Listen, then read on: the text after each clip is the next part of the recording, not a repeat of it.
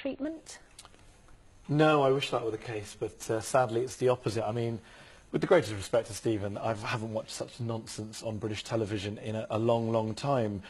Islam doesn't get special treatment. We're not soft on Islam. In fact, the opposite is true. In fact, we're relentlessly negative about and full of stereotype towards Islam and Muslims. You can now say things about Islam and Muslims that you would never say about any other sort of things? Faith or minority group. Well, let's take one example recently.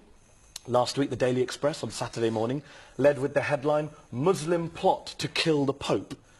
Can you imagine a headline which said Jewish plot to kill the Pope if 4 people had been arrested and we weren't even sure whether they were guilty, whether they were Muslims, etc., etc. In fact, all 6 people were released without charge on the Monday, and the Express put a tiny paragraph on page 9 saying they were released without charge. But they led on Saturday morning with Muslim plot. All of us, all 2 million of us, were planning to kill the Pope, it seems, according to the Daily Express. And look, Mr. Green is someone who, if you go on the Christian Voice website, refers to Islam as a counterfeit religion, a satanic faith, and he says that Muslims can only go to heaven if we become jihadists. I'm going to ask... I need to finish this point. I can't imagine the BBC giving, say, Anjem Chowdhury 2 minutes to talk about Judaism and rant about how Britain is soft on the Jews, and yet we find ourselves able to even have these discussions. Well, who knows? And Maybe that you've might... never read any history, just as you've never read the Quran. Let's look across the continent. You didn't just talk about Britain in your film. You talked about Christian countries. Let's look across the continent at this aggressive, expanding Islam. We have the rise of the far right as recently as Sweden, where a party in Sweden, which had never done well, did well on an anti-Islamic platform. We have Switzerland, where minarets have been banned. We have France, where burqas have been banned.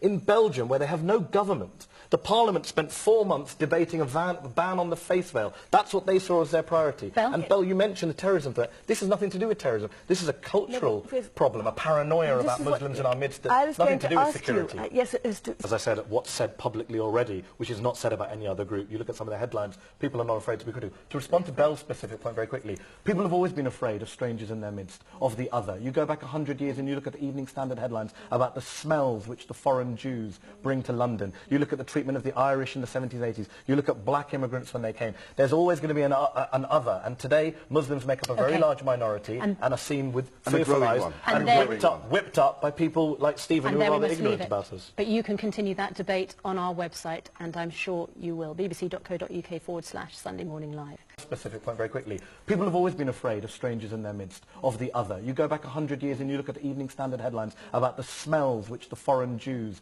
bring to London. You look at the treatment of the Irish in the 70s, 80s. You look at black immigrants when they came. There's always going to be an other. And today, Muslims make up a very large minority and are seen with fearful eyes and whipped up